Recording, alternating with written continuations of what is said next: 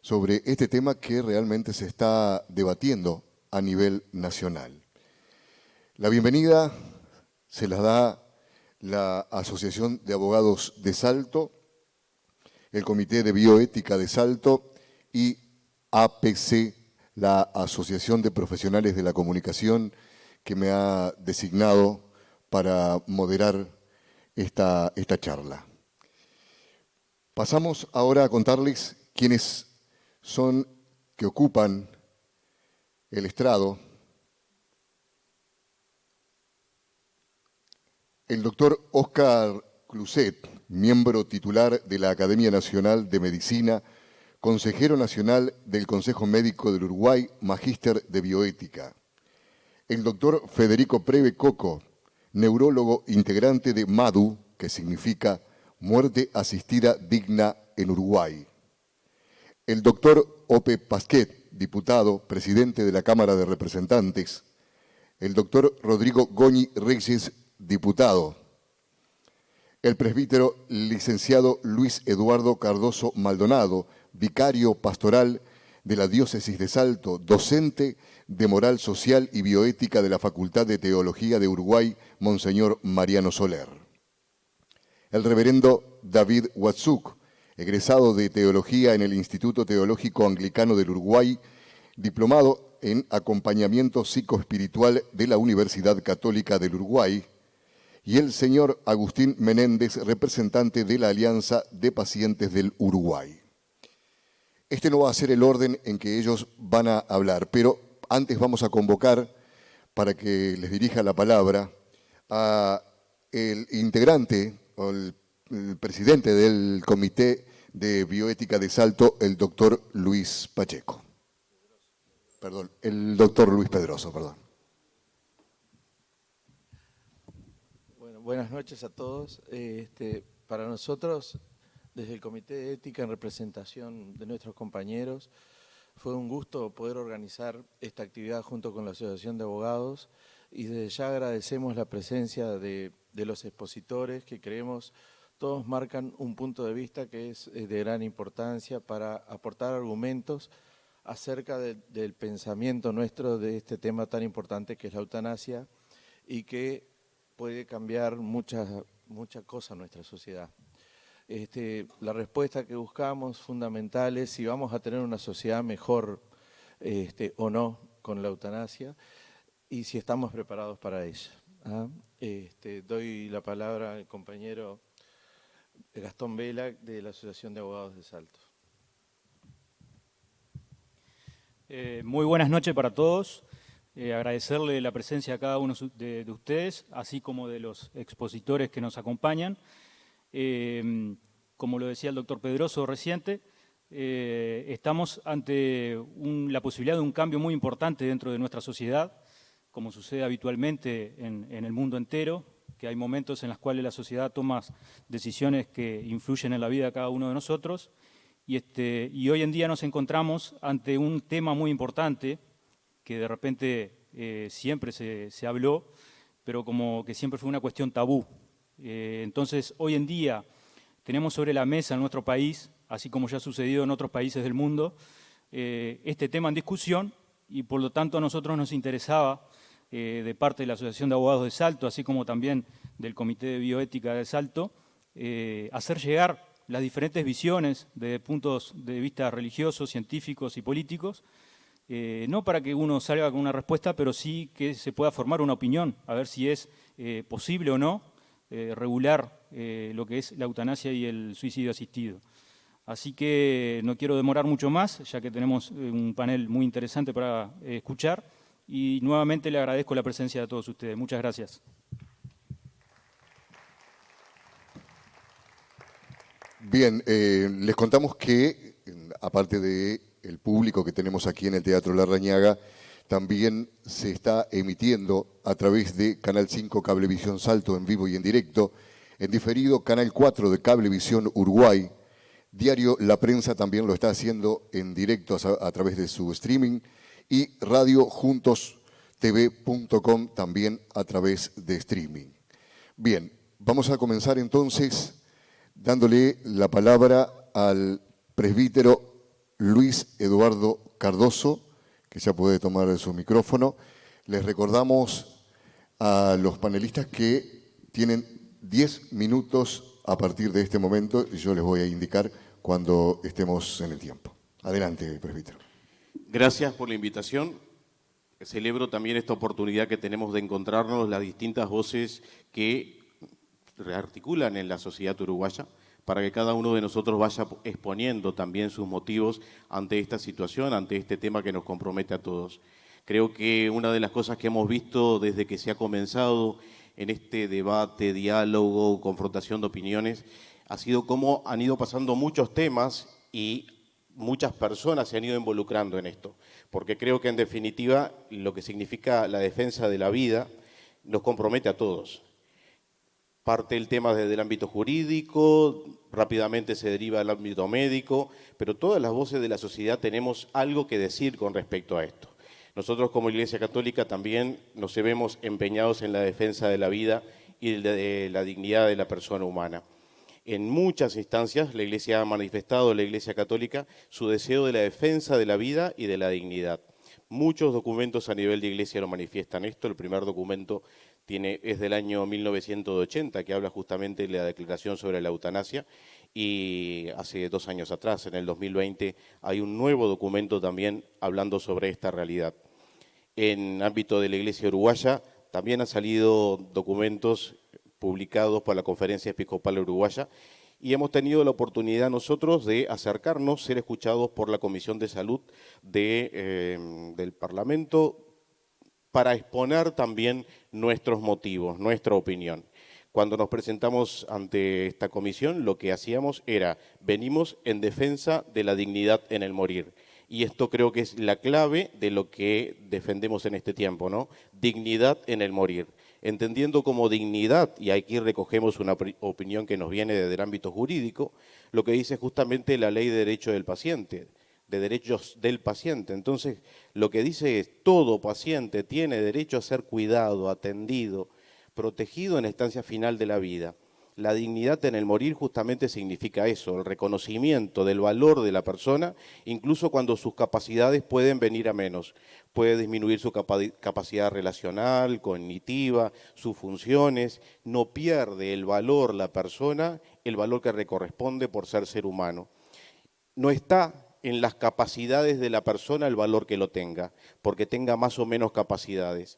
Cierto que en cada etapa de la vida lo que nosotros podemos hablar como calidad de vida va cambiando, pero no quiere decir que en una etapa final, lo que se escucha hablar desde hace un tiempo, la fase terminal de una enfermedad, pierda su valor intrínseco como persona. Creo que no, creemos que no, que en definitiva la persona sigue siendo valiosa en sí misma y que la misión justamente de la medicina, es humanizar ese momento fundamental de la vida del ser humano. Humanizar significa, te presto la ayuda necesaria en este momento para que puedas, en definitiva, transitar el momento de vida que estás viviendo. Cuando recogemos el proyecto de ley que fue presentado en el año 2020, veíamos que habían algunas afirmaciones que llamaban la atención, ¿no? Primero, lo que se identificaba era el sujeto al cual hacía referencia es el médico. En segundo lugar, aparece el enfermo terminal o con sufrimientos insoportables. Sufrimientos insoportables sin definir claro qué significan sufrimientos insoportables. Quienes estamos en una relación directa con personas que sufren, con personas que se quieren autoeliminar, que siente que su dignidad se viene afectada, podemos ver de cerca lo que significa esto, ¿no? En muchas situaciones de vida vemos, reconocemos que hay gente que siente que que no vale nada, como persona no vale nada, y que nuestra misión en este lugar es justamente acompañarlo a descubrir el valor que tiene, que es también un poco la misión de la medicina. Recogíamos también algunas otras expresiones como la autonomía del paciente. Toda persona tiene su autonomía, toda persona tiene su capacidad de decidir. Recordemos que este principio de autonomía hace parte de los 4 principios básicos de la bioética de lengua anglosajona, que tiene que ver con la autonomía, el principio de beneficencia, el principio de no maledicencia o maleficencia y la justicia. Me suena demasiado extraño que se defienda y se absolutice solamente un principio de autonomía. Es una absolutización del principio de autonomía justamente cuando la persona se siente más debilitada en sus funciones, en la situación en la que está, porque está enferma y está debilitada. No negamos la autonomía del paciente, sino que en este momento es cuando justamente el personal médico debería atender y custodiar la vida de la persona. Cuando se habla de la eutanasia y suicidio, me cuesta decir médicamente asistido porque me parece que el rol del médico no es el de eliminar a la persona. Prefiero decir el suicidio asistido, como para no tocar el tema. En definitiva, hay como 3 grandes funciones, dimensiones del acto médico, que es la preventiva, si tenés alguna enfermedad descubramos qué es, la curativa, te ayudamos a sanar la enfermedad, y la paliativa, si no es posible sanar la enfermedad, por lo menos aliviar el dolor. No se entiende en qué lugar entraría el hecho de dar muerte a una persona dentro del acto médico, como función del médico, cuando es una relación tan asimétrica de la persona que pone su confianza, deposita su confianza en el personal de la salud. Tanto el principio de autonomía señala, creo que no debería ser absolutizado en ese momento. Lo que percibimos es que estamos en un tiempo de cambio, en un tiempo de transformación, donde la relación médico-paciente ha venido cambiando. Una relación que tiene 25 siglos de historia, pero que en los últimos 25 años ha cambiado mucho. Hoy se valora mucho en el ámbito médico la autonomía del paciente, pero creo que también en estos momentos hay que acompañarlo, no desprenderse de los otros principios que ayudan a la bioética a decidir en estas situaciones. Pero como también, primer principio, el de no maleficencia, de no hacerle mal a la persona que está en esta situación. Cuando vemos este sujeto, el paciente, en etapa terminal, vemos que en definitiva a veces se señalan algunas características de la persona sufriente, pero no se señala y que puede solicitar al médico o a 2 médicos justamente para que se pueda realizar la eutanasia. No se especifica en ningún momento la especialidad de estos médicos. Hay médicos que están especializados justamente en aliviar el dolor, en atender estas etapas finales de la vida, como son los paliativistas. En el proyecto de ley no aparece en esto. Hay muchos, podríamos decir así como huecos, situaciones que no están resueltas en esto. Creo que fundamentalmente lo que se trata es acompañar el proceso de enfermedad y muerte de una persona hasta que se cumpla la muerte natural.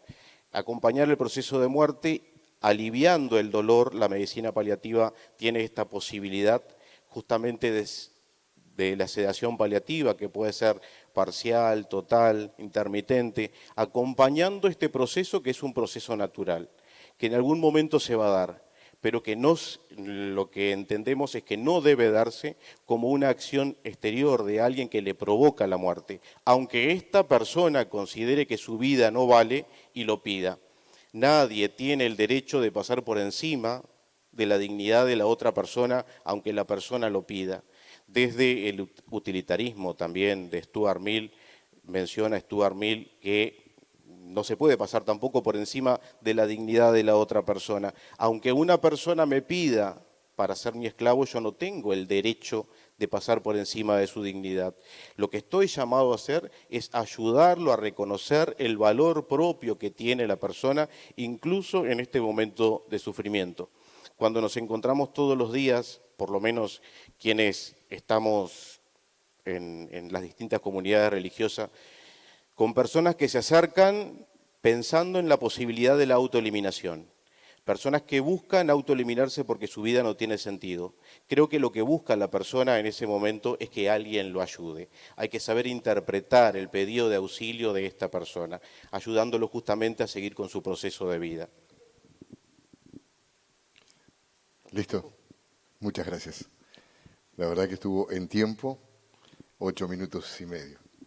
Muchas gracias, presbítero. Y ahora tenemos que darle la palabra porque estamos tratando en primera instancia el aspecto religioso, por lo que vamos a pedirle justamente al reverendo David Watsuk que, bueno, presente su exposición. Adelante. Muchas gracias. Permiso.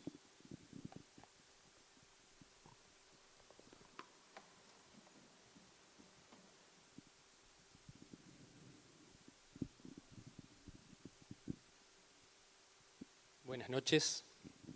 Quiero agradecer al Comité de Bioética de Salto y la Asociación de Abogados de Salto por la invitación que extendieron a la Iglesia Metodista del Uruguay para brindar sus reflexiones respecto al tema que nos convoca. Creemos que instancias de este tipo contribuyen a un debate que, en el marco de respeto que nos debemos, fortalecen y profundizan nuestra democracia. El movimiento metodista heredero de la Reforma Protestante del siglo XVI se origina 2 siglos después en Inglaterra como un movimiento de renovación espiritual, misionero y social en el seno de la Iglesia de Inglaterra, anglicana.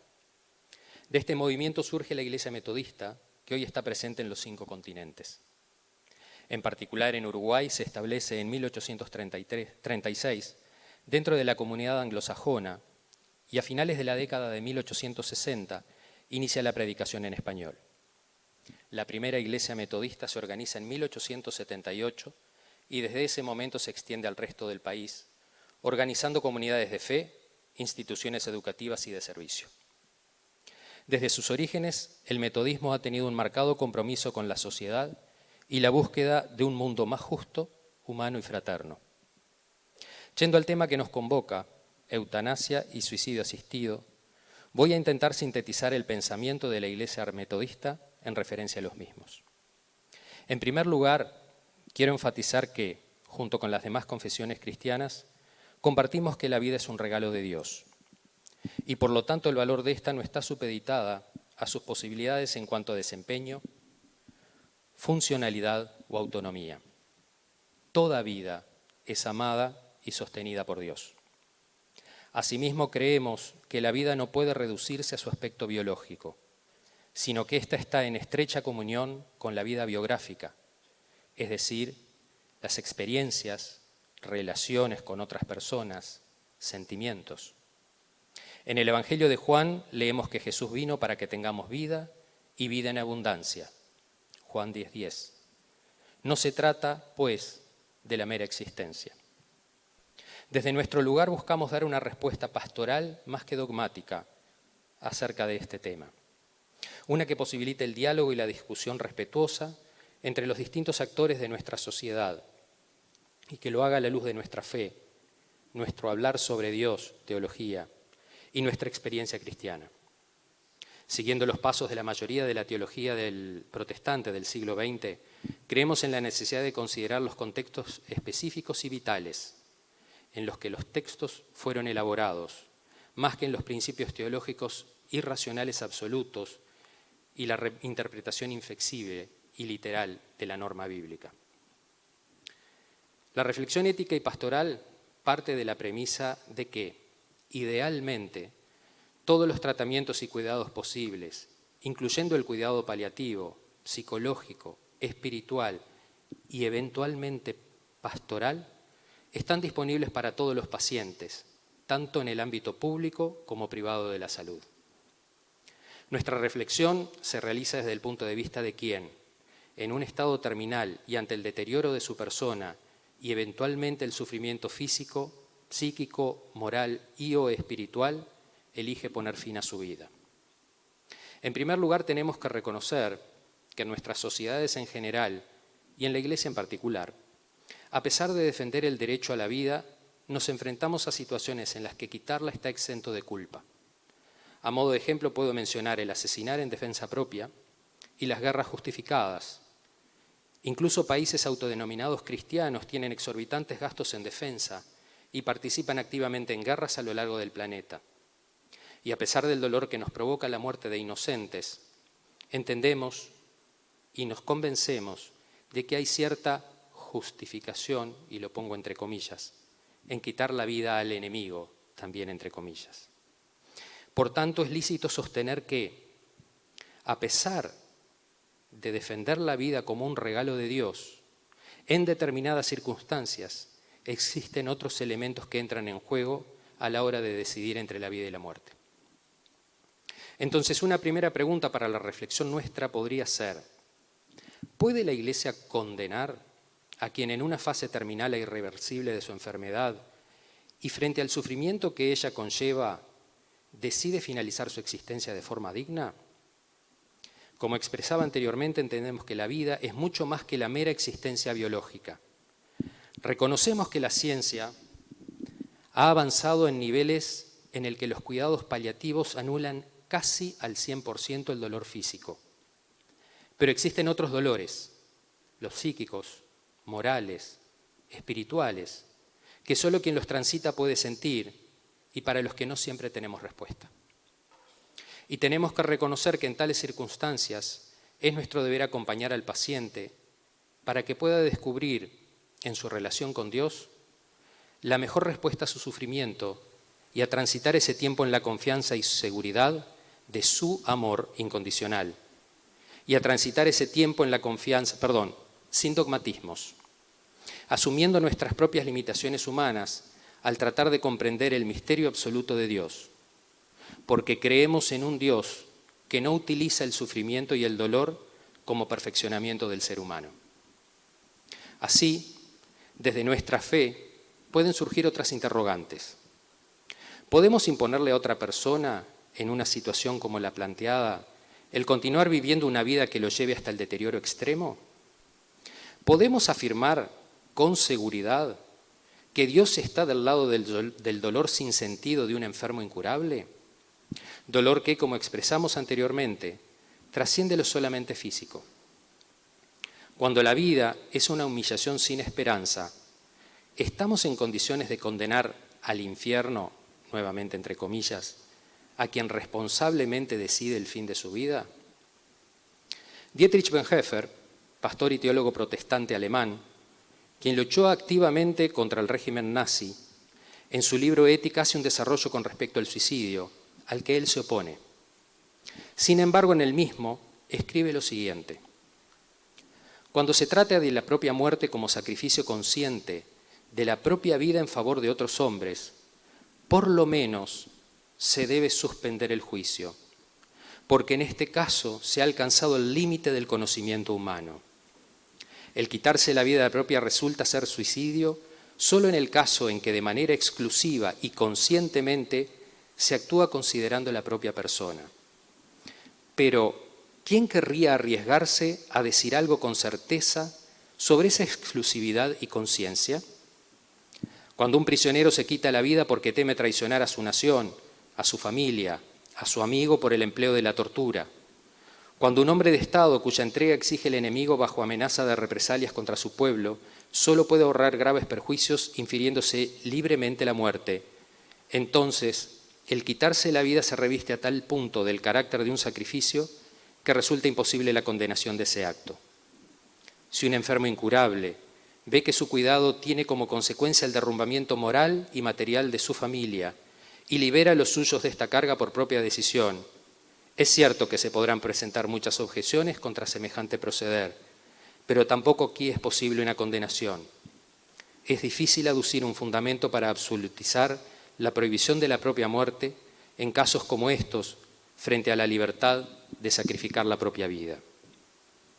Y el Comité de Bioética de las Iglesias Bautista, Metodista y Valdense de Italia, en su documento de trabajo del 18 de abril de 2017 expresan: en este sentido, creemos que las personas en condiciones de sufrimiento extremo, que solicitan no pasar sus últimos días en un estado de inconsciencia inducido por drogas, no expresan necesariamente un deseo de convertir su libertad finita en absoluta, ni repudian su relación con Dios. Puede ser la voluntad de manejar el don de la vida de manera responsable, confiando en la gracia de acoger a los oprimidos y extenuados. Puede significar confiar en un Dios que no exige un tributo de sufrimiento, que no impone condiciones y obligaciones y no somete a los humanos a principios abstractos. Somos conscientes de que la reflexión sobre este tema no se agota en esta breve presentación. La Iglesia ha reflexionado por décadas, y seguramente lo seguirá haciendo a la luz de los avances científicos, la reflexión teológica y el acompañamiento a quienes transitan los estadios finales de una enfermedad terminal. Defendemos la vida y el uso de los cuidados paliativos en todos los casos de enfermedades terminales, pero no juzgamos ni condenamos a quienes, en circunstancias de dolor y deterioro extremo, toman la decisión meditada y responsable de poner fin a su existencia, ni a quienes participan en este proceso. Nuestro pensar se fundamenta en nuestra fe, pero no puede ni debe imponerse como ley moral a quienes no la profesan. Buscamos contribuir a un debate respetuoso y profundo que permita un mayor compromiso de la sociedad en la búsqueda de que quienes deban transitar sus últimos momentos de existencia tengan todos los elementos disponibles posibles para hacerlo con dignidad. Y confiando en un Dios cuya gracia y misericordia sobrepasan todo entendimiento. Muchas gracias. Bien, con esta exposición del reverendo David Watsuk, culminamos las exposiciones religiosas.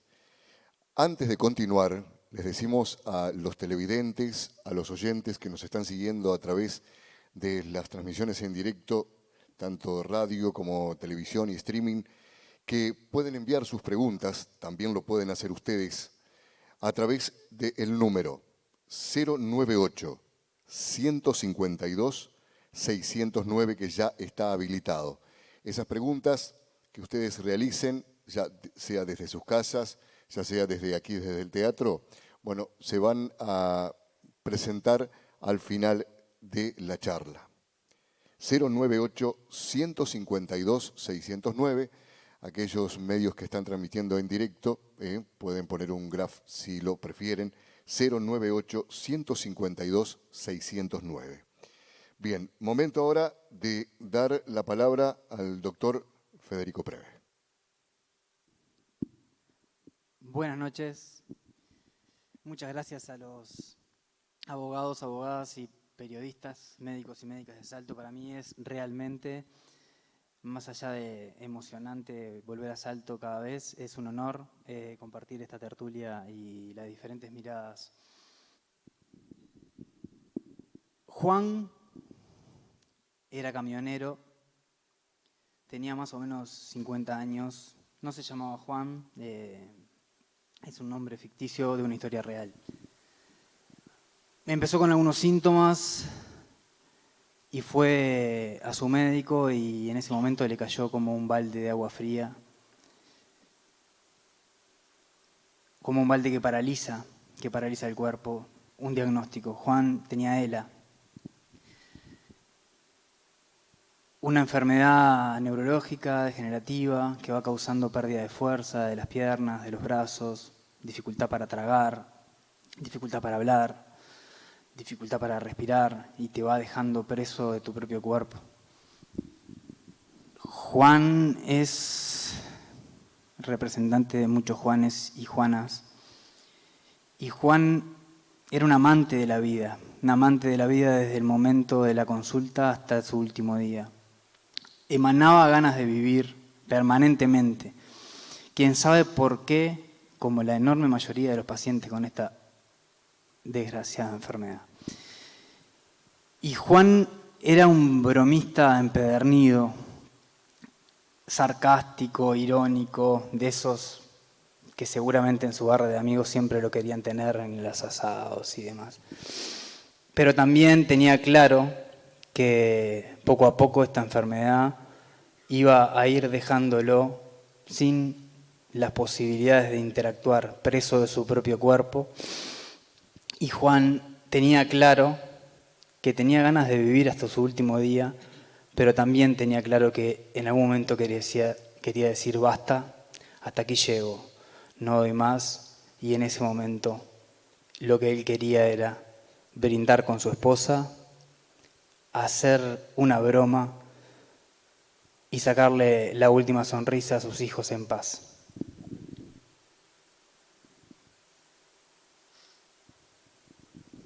Lo primero que voy a decir es que en estos debates o intercambios no hay verdades absolutas. Son temas que generan dudas, son temas muy complejos, por lo tanto, lo que hay que tener es apertura y respeto por las demás opiniones, y por las demás visiones y por las demás formas de vivir la vida. Y hay una cosa que me queda claro cuando hablamos de esto, siempre todos vemos los procesos de decisión del final de la vida de diferentes aristas, pero a todos, aunque tengamos máximas diferencias, nos lleva a argumentar y a exponer, y muchos de ustedes a intercambiar en foros más íntimos sobre este tema, la honra y la dignificación de la vida. Todos acá estamos, de alguna forma, intentando honrar y dignificar la vida. Nada más que tenemos diferentes visiones sobre estas cuestiones. Y cuando hablamos de esto, estamos hablando, quizá todos o la mayoría de acá, de sensaciones ante una circunstancia que quizá nunca experimentamos, que son situaciones de vernos enfrentados a una enfermedad incurable, inexorablemente, donde la muerte está más cerca que antes de un diagnóstico y que estamos de alguna forma por sufrimiento existencial, por sufrimiento físico, psicológico, rehenes de esa situación, y ahí es donde esa sensación, quizá la enorme mayoría de acá no la vivimos y es difícil de experimentar, pero sí hemos vivido situaciones en familiares, en amigos, situaciones en pacientes, y estas situaciones nos llevan muchas veces a decir, ojalá que esto sea sin sufrimiento, sin crueldad, sin dolor, o quizá en un fuero más íntimo, por favor, que esto sea rápido y que la persona a la que queremos no sufra. De eso estamos hablando. No es un debate entre la vida y la muerte, esto es un debate entre una muerte con dignidad y una muerte con crueldad, con dolor. Y estamos debatiendo de un tema socialmente con mucha madurez y con coraje, y creo que es muy importante detenernos en el punto del respeto de las opiniones diversas en una sociedad, de las diferentes visiones. Y las sociedades son producto de su pasado, de su cultura, de sus ideologías, de sus religiones, de su ateísmo, en el Uruguay también, en muchas sociedades, y somos también cada vez más defensores de la libertad. Y estamos hablando de la libertad de decidir. Y quienes estamos impulsando a favor de este proyecto, lo que queremos es darle un marco legal a esta libertad para decidir. Porque lo que queremos es darle a Juan la posibilidad de brindar con su esposa, de sacarle una sonrisa a sus hijos y de morir en paz. Porque estas leyes que estamos discutiendo o esto no obliga a nadie. Sin embargo, a favor de la libertad basada en el amor por los prójimos o en el amor por las otras personas, basada en la dignidad humana, entendida la dignidad por cada uno ante sí y tener esa llave de cuerpos que de repente son presos de sus propias enfermedades y que allí deciden adelantar ese proceso final porque le está llevando sufrimiento y ya no es digno de ser vivido. Estamos hablando de no obligar a nadie, de otorgar un derecho que ha sido meditado, sopesado, un derecho que ha tenido la reflexión suficiente para que esa persona decida fallecer en paz.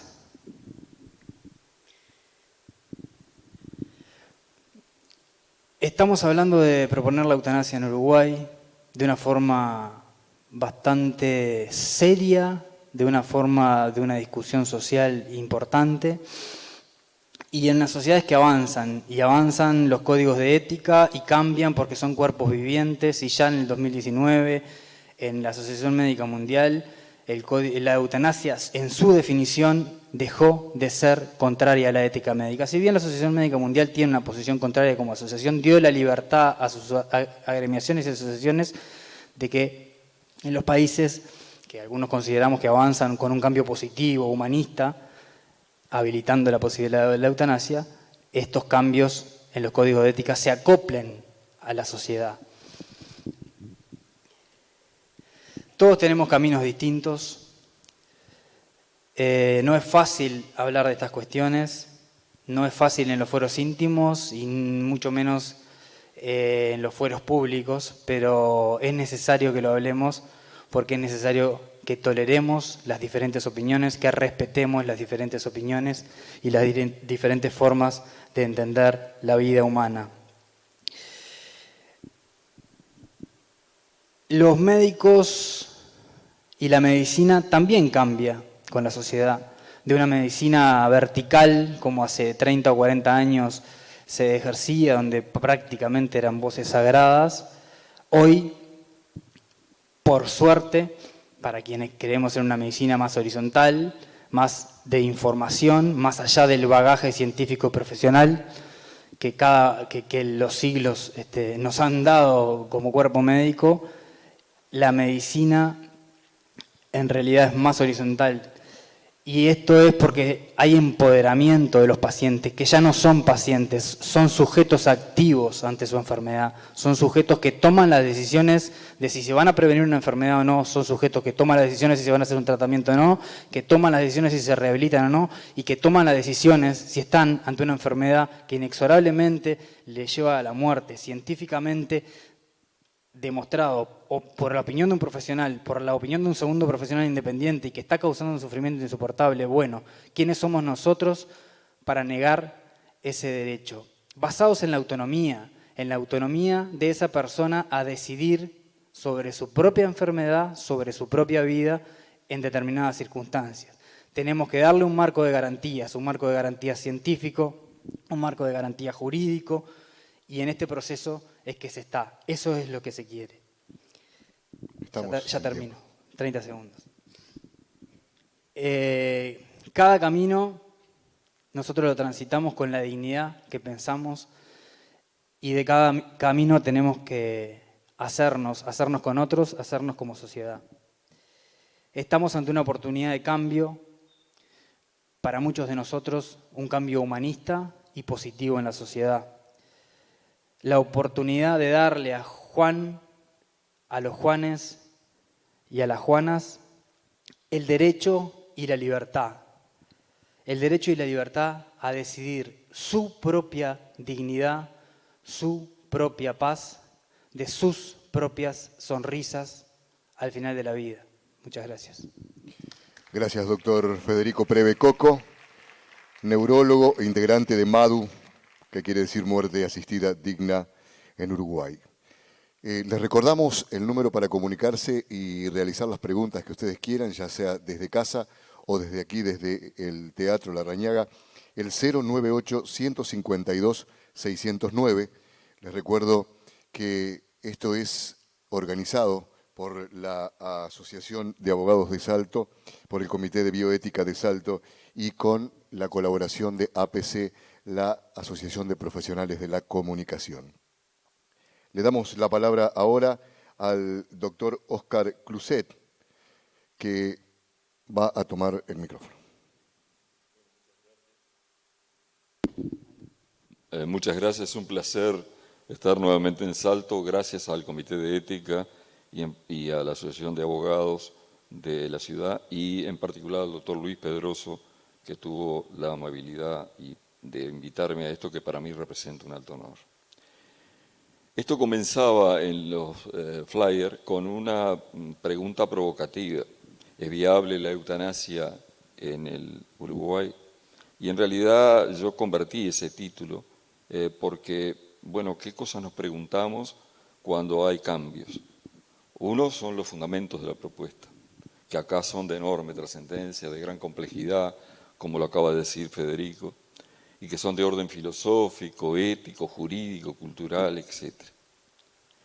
Lo otro es la existencia de una discusión social amplia de la cual el público presente acá es una clara demostración de que se viene avanzando significativamente, porque este es un tema que sustancialmente es ciudadano. Son las personas las que tienen que opinar en algunos aspectos básicos de estos problemas. La obtención de consensos en aspectos medulares, aunque se tengan posiciones encontradas, es posible llegar a acuerdos y esos acuerdos pueden significar o ser la base de algunos avances en un tema que está con las aguas muy divididas y separadas las posiciones. Y por último, las consecuencias previsibles derivadas de la aplicación de los cambios que propone la ley. Nosotros vamos a adoptar un punto de vista de esto último, de la que podríamos llamar una ética consecuencialista, tomando en consideración, en primer lugar, a las personas. Estamos de acuerdo en que la extensión del principio de autonomía lleva a la disponibilidad del propio cuerpo, a poder elegir libremente la forma y oportunidad del morir digno, pero siempre y cuando se acompañe una adecuada regulación del equilibrio de derechos y de principios. Hemos notado que a pesar de la prioridad en la agenda, a nivel parlamentario se ha tomado los tiempos suficientes para que todas esas condiciones que hacíamos referencia se vayan dando. En particular, la más importante que estamos transitando hoy, que la acabo de remarcar y que es la presencia social de la ciudadanía en estos temas. Entendemos que corresponde privilegiar esta visión, comenzando por aceptar que, siendo posible una aprobación de los proyectos legislativos, se necesitaría desarrollar a continuación un escenario lo más garantista posible. Estas garantías son respecto a las indicaciones, condiciones de la muerte asistida, atendiendo a priorizar las necesidades y los derechos de los intervinientes. Entonces vamos a comenzar con algunas cosas que están... Vamos a recorrer primero un camino que seguramente tiene bastante aceptación en todos quienes integran este distinguido panel, o en la mayoría de ellos. El tema de la objeción de conciencia nos parece fundamental, y la objeción de conciencia se plantea toda vez que alguien tiene un mandato legal y entiende que para realizarlo o para conseguir el fin de eso que está pronto a iniciar, se halla en contradicción con sus más firmes convicciones. Entonces formula una objeción de conciencia, lo cual la exime de la responsabilidad. Acá consideramos fundamental la posibilidad de recurrir a la objeción de conciencia como derecho del profesional. Por otro lado, y esto fue muy destacado desde la Academia de Medicina, que también integro, de que parece muy discutible el papel del médico en tanto ejecutor directo de la muerte de su paciente. Recuerdo al respecto que hay un país, Suiza, que tiene una regulación del suicidio asistido y no tiene una regulación de la eutanasia, sencillamente porque el médico no la realiza, para que el médico no la realice, como ocurre que tampoco la realiza en el suicidio asistido. Pero entonces, si aceptamos la objeción de conciencia, hay que definir bien quién tiene la responsabilidad de llevar a cabo lo que está solicitando la persona sufriente. Y entonces eso resulta ser, en definitiva, tenga o no respaldo legal, resulta ser de orden social. Por eso esto es una discusión que compromete profundamente a la sociedad. La medicina paliativa tiene un valor fundamental, ya lo decía el primero de nuestros expositores. Configura la modalidad de cuidado que mejor contempla las complejas necesidades de la persona que está muriendo. Y en nuestro país este aspecto constituye un auténtico punto de consenso. No hay al respecto discrepancias significativas. Entonces nos parece que primero hay que aprobar lo esencial. Y lo esencial acá es que el país, que tiene media sanción la ley de cuidados paliativos en diputados, termine de aprobarlo. Pero no solo termine de aprobarlo, termine de darle a esa ley de cuidados paliativos los recursos que la vuelvan factible. Porque de lo contrario, leyes que requieren altas necesidades económico-financieras y que carecen de ellas se vuelven puramente letras en el papel, sin realización fáctica. A nosotros nos preocupa que la aprobación de esta legislación, estando en un país con distribución muy falta de equidad de los recursos de medicina paliativa, se puede dar la infeliz circunstancia, y esto no es alarmismo, es simplemente una hipótesis que el tiempo confirmará, de que en lugares donde los cuidados paliativos se encuentran actualmente en una provisión insuficiente o carente, la eutanasia pueda constituirse una alternativa viable de una persona que en general también está en situación de pobreza. Y recordemos que este es un país en el que el Río Negro marca una frontera. Al sur y al norte del Río Negro los recursos son completamente diferentes y por lo tanto este tema de la medicina paliativa nos parece muy importante ponerlo como una de las garantías relativas a las personas. Por supuesto que no estamos esperando que haya un desarrollo completo, total de los cuidados paliativos, pero por lo menos la corrección de las más, podríamos decir, de las más notorias inequidades que hoy persisten. Porque nos parece muy lamentable, sí, que alguien agonice con dolores insoportables sin recibir la muerte asistida que hubiera solicitado.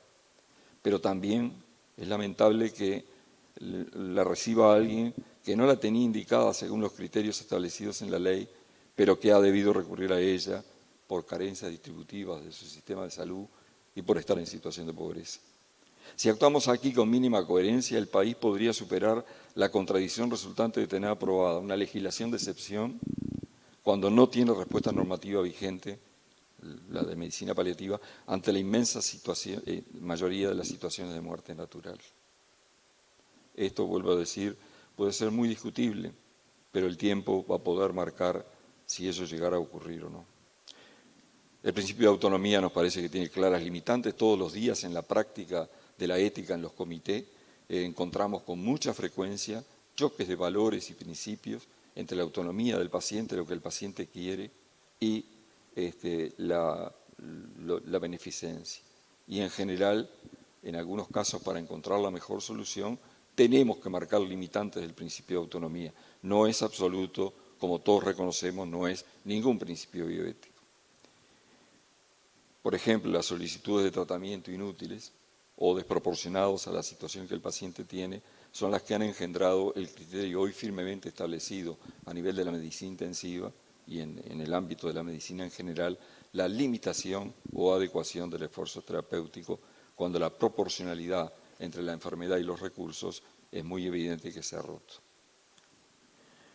La exigencia mínima que queremos ponerle a aquella persona, y acá ingresamos también a un nuevo punto de discusión, la exigencia que queremos pedirle a la persona o exigirle a la persona que va a solicitar cuidados, la eutanasia, solo habría que validar aquella proveniente de los pacientes que están bajo cuidados paliativos o han rechazado la posibilidad de recurrir a ellos al momento del petitorio. Porque de esta manera se facilita mantener cambiadas las condiciones restrictivas que requiere esta prestación. Por otro lado, y esto es aparte, pero pensamos, hace poquito pasamos el día del suicidio en el país. Un país que tiene la más alta tasa de suicidio de Latinoamérica tiene de verdad que replantearse seriamente si la parte de suicidio asistido tiene que estar comprendido en la presente ley. A nosotros nos parece que al mediano y largo plazo las propuestas de muerte asistida se va a jugar el futuro en la eficacia del mantenimiento de las condiciones restrictivas y de la vigilancia. El órgano de revisión nos parece que debería actuar antes de realizar el procedimiento, porque cualquier revisión posterior a la muerte del solicitante, si éste no se encontraba debidamente justificada, ya no es posible revertirla frente a los hechos consumados. Puede existir, sí, una revisión posterior a la realización de la muerte asistida, además, innecesaria para considerar, por ejemplo, el control epidemiológico del proceso. No estamos de acuerdo en que sean los comités de ética asistenciales los que hagan esa función. En primer lugar, porque los comités de ética asistenciales tienen una función claramente de asesoramiento y no resolutiva. Nos queda un minuto. Un minuto. Gracias. Y acá se le pondría en una situación en la cual tendrían que actuar resolviendo situaciones. Yo termino por acá con simplemente para seguir avanzando en una discusión que está en proceso, que todavía hay necesidad de tender algunos puentes accesorios para consolidar realmente una posición que coloque al país con sus ciudadanos convencidos de algunas cosas relativas a todo esto. Me parece que se necesita un diálogo permanente, instancias de discusión y la porfiada búsqueda de acuerdo. Muchas gracias. Gracias, doctor. Doctor Óscar Cluzet, miembro titular de la Academia Nacional de Medicina, consejero nacional del Consejo Médico del Uruguay, magíster de bioética. Les recordamos el número para aquellos que quieran hacer preguntas, que las vamos a plantear luego de finalizadas las exposiciones. El 098-152-609 ya está habilitado para que ustedes puedan realizar las preguntas correspondientes y bueno, y se las haremos a los panelistas. Seguidamente entonces vamos a pedir la palabra del doctor Rodrigo Goñi Reyes, diputado. Como decían los convocantes que habló Luis y Gastón, estamos ante una cuestión muy importante. Y eso es lo primero. Yo agregaría, estamos ante un cambio, una propuesta de cambio radical. Una propuesta de cambio radical en el orden jurídico que nos rige, una propuesta de cambio radical en el orden ético y moral que también nos rige, por lo menos a la mayoría, y también una propuesta de cambio radical en lo cultural, en lo social. El dar muerte a otro, el que un médico dé muerte a un paciente porque el paciente se lo pide, hoy está absolutamente prohibido. Por eso hablo de que es un cambio radical y todos ustedes entenderán que estamos involucrando el principal bien que tenemos. Acá podrá haber diferentes creencias de qué pasará el día después que nos muramos. Pero la vida es esta. La que sabemos que existe es esta. Y sin vida, todo lo demás, por lo menos en esta vida terrenal, no existe. Todos los demás derechos, la libertad, la autonomía, todos los derechos que quieran imaginarse, que ahora además está de moda seguir reclamando nuevos derechos y nuevos derechos y nuevos derechos. Ahora sin vida no hay nuevos derechos. No me inventen ningún nuevo derecho sin vida, ese sí no se los creo. Y por eso es tan importante, y yo los felicito y les agradezco a quienes han convocado a esta instancia para tomar conciencia de lo que está en juego. Aunque como decía mi abuelo era médico, muy exigente, y me decía, mi hijo no ha hecho, cuando hacía algo bien, no ha hecho más que cumplir con su deber. Bueno, yo creo que, más allá de que lo felicito, el Colegio de Médicos y de Abogados no han hecho más que cumplir con su deber. Ojalá todos lo hicieran. Porque este es un tema tan, pero tan importante, con tantas consecuencias, que sería de una liviandad, una irresponsabilidad, no darle la importancia, no hacer la reflexión, no analizar, como bien decían también los convocantes cuando hablaron al inicio, no analizar si es bueno o es malo dar este paso. Y eso, en este tema tan complejo, no es fácil. Si yo les digo que me hagan una encuesta a mis colegas del Parlamento, lo excluyo a OPE, a ver cuánto han analizado, cuánto han reflexionado, la mayoría va a perder el examen. Y lo digo y me hago cargo, porque lo he hablado con cada uno de los legisladores del Parlamento Nacional. Es muy importante primero hacer la reflexión. El qué es, por supuesto que es clave, pero el cómo es tan o más importante. Porque cuando una sociedad toma este tipo de decisiones sin la reflexión y el análisis, ahí sí, como dicen los muchachos, cerrá y vamos. Esa sociedad está perdida. En cuanto al proyecto, en cuanto a esta propuesta de cambio, nosotros entendemos que es profundamente injusta, y de eso se trata, es bueno o es malo, es justo o injusto. Yo como legislador me eligieron y me pagan para que yo analice si un problema, una situación, que en este caso es el sufrimiento humano, no quiero ir a otros lugares porque no alcanzaría el debate de hoy, si el fundamento es aliviar el sufrimiento o el fundamento es la autonomía. Si fuera la autonomía, de verdad deberíamos darle a todos el derecho a la eutanasia y el suicidio asistido.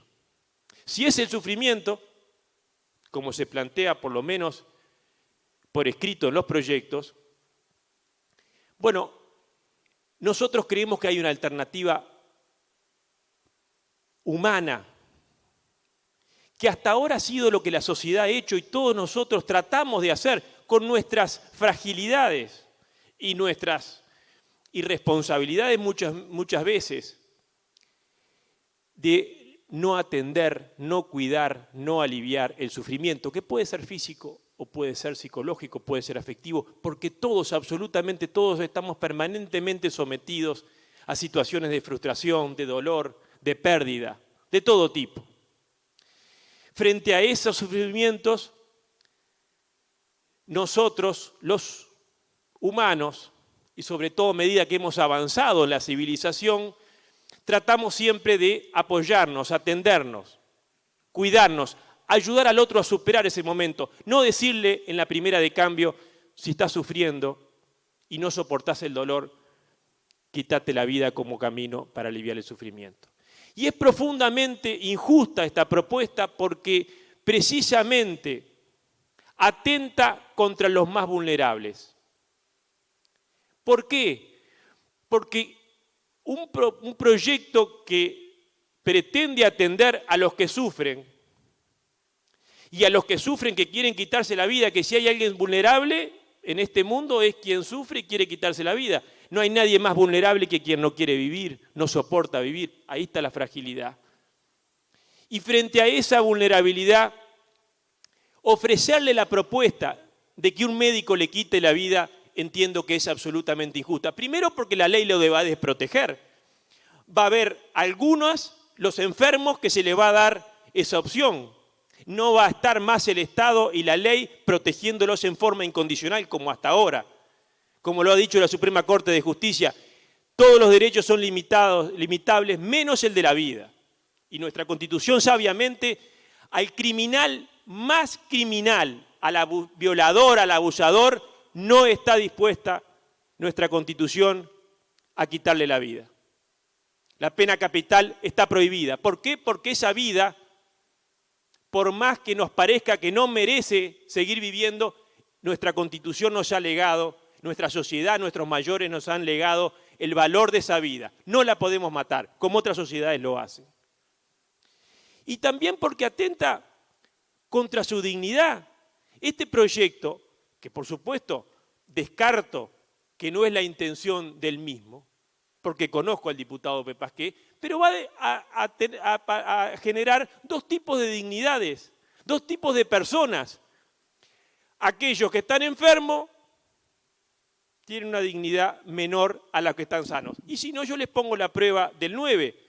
Yo estoy médico acá, viene una persona por una puerta y me dice, me quiero matar, máteme doctor. Viene el otro de la otra puerta, uno sano y uno enfermo. Al sano, por lo menos con estos proyectos, el médico no le va a poder matar.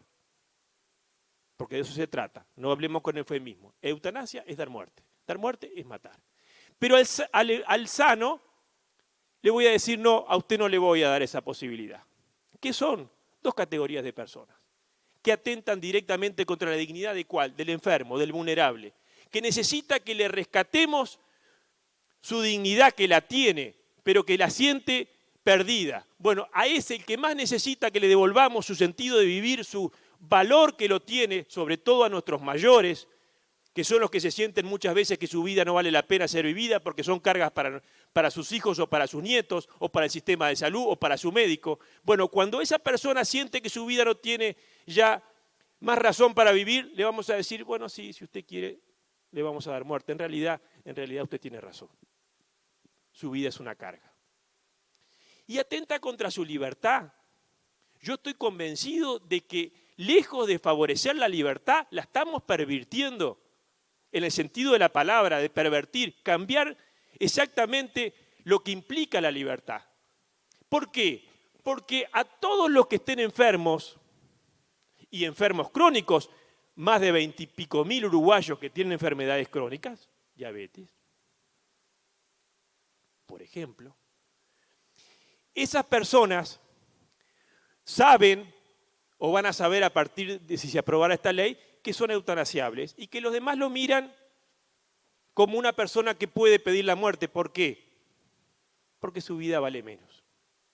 O dependientes, o discapacitados, o cualquiera de las posibilidades que le va a dar de aprobarse esta ley por lo menos los proyectos que están para pedir la muerte. Y entonces termina a esa persona que ya se siente una carga, que todos nosotros tenemos muchísimos casos de gente que dice, yo soy una carga para ti, soy una carga para la familia. Le vamos a poner encima esa pregunta, ese condicionamiento a esa libertad de preguntarse por qué nos pide la eutanasia si realmente es una carga. Tenemos un minuto, diputado. Entonces, nosotros creemos que la verdadera respuesta tiene que ser la que hasta ahora nos hemos dado y que por supuesto nos falta muchísimo, que es responder humanamente, ¿cómo? Cuidando, aliviando. Con los sistemas de salud que tenemos, sería de una enorme y mayor injusticia si damos la opción de muerte a quien no tenga la opción de cuidados paliativos. Y finalmente, es mucho más injusta si no analizamos los efectos de esta ley sobre las nuevas generaciones. Es nuestra obligación, por lo menos la mía como legislador, analizar cuáles van a ser los efectos reales sobre las nuevas generaciones. Y ahí tenemos las experiencias en todo el mundo, pero no es muy difícil pensar qué pasa cuando se devalúa el valor de la vida, cuando otros valores empiezan a estar arriba, cuando el valor social del cuidado, que para el uruguayo ha sido tan importante, ha sido nuestra marca, nuestra característica, la solidaridad, la humanidad que da de estar siempre dispuesto a cuidar al otro. Bueno, ese valor social, sin duda, cuando el médico, nada más y nada menos que el médico, le dé la opción en los hechos, que va a ser el que va a decidir si le da muerte o no, bueno, ya no sea incondicionalmente eso que hasta ahora han hecho los médicos de cuidar y atender, sino a partir de ahora el darle muerte. Por eso nosotros seguimos pensando que lejos de abrir esta puerta que conduce a un Uruguay menos humano, menos justo, la gran respuesta que tenemos que hacer es la que ha hecho lo mejor del Uruguay: cuidar, atender, aliviar y seguir cultivando esta característica tan linda que tenemos los uruguayos, que era la solidaridad. Muchas gracias. Gracias a usted, diputado. Diputado Rodrigo Goñi Reyes. Les recordamos que el 098-152-609 es el número para ustedes hacer las preguntas. Preguntas que están siendo seleccionadas también, porque son muchas las que están llegando y se van a seleccionar para realizarlas en el final. Les recuerdo que esto es posible gracias a la Asociación de Abogados de Salto, el Comité Bioética de Salto y APC, la Asociación de Profesionales de la Comunicación. Está siendo transmitido vía vivo por Canal 5 Cablevisión Salto, en diferido por Canal 4 Cablevisión Uruguay, Diario La Prensa en vivo en su streaming y radiojuntostv.com también por streaming. Bien, le damos la palabra ahora para finalizar a quien es el impulsor de este proyecto, el doctor Ope Pasquet.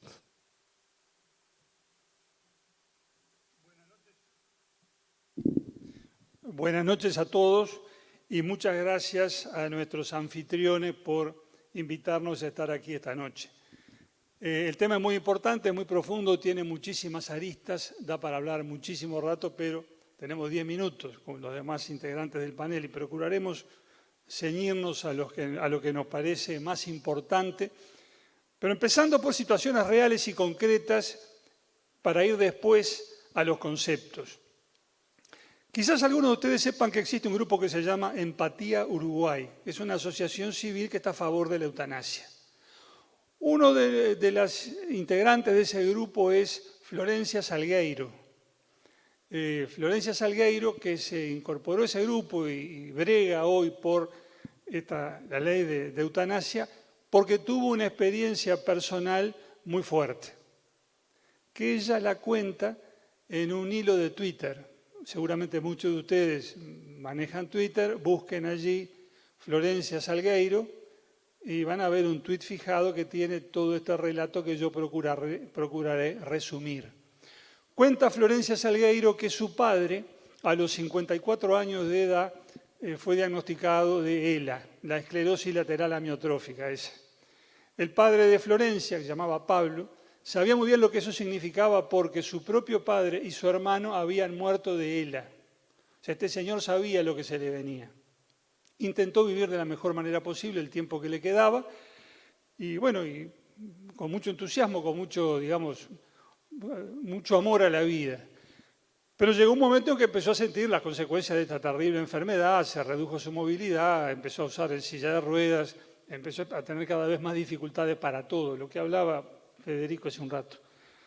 En determinado momento empezó a recibir cuidados paliativos, que, según cuenta Florencia, su hija, la familia podía pagarlo, tenía cuidados paliativos 7 días a la semana, 24 horas por día, cuidados paliativos de calidad.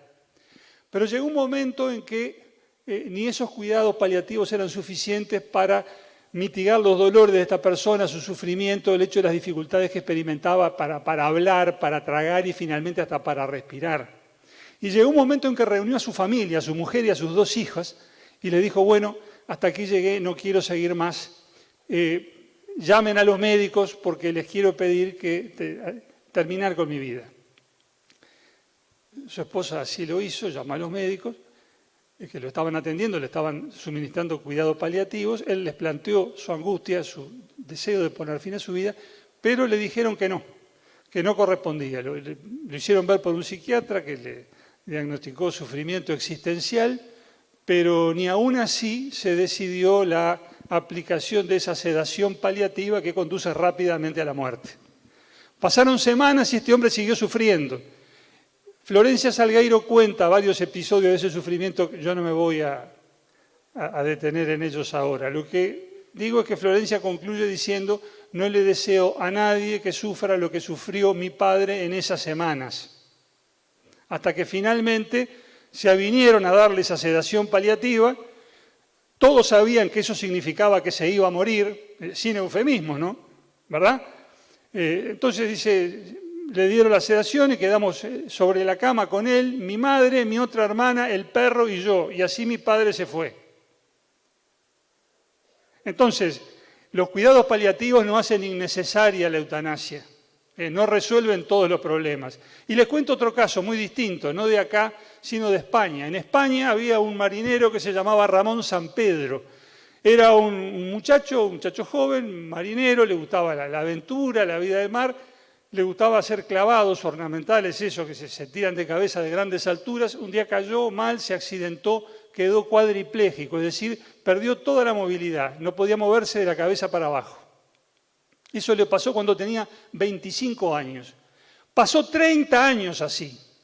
30 años sin poder moverse, necesitando de la asistencia de otras personas para todo. Para alimentarse, para asearse, para darse vuelta en la cama o para rascarse la punta de la nariz. 30 años así. Y llegó un punto en que este señor dijo, bueno, yo no quiero más.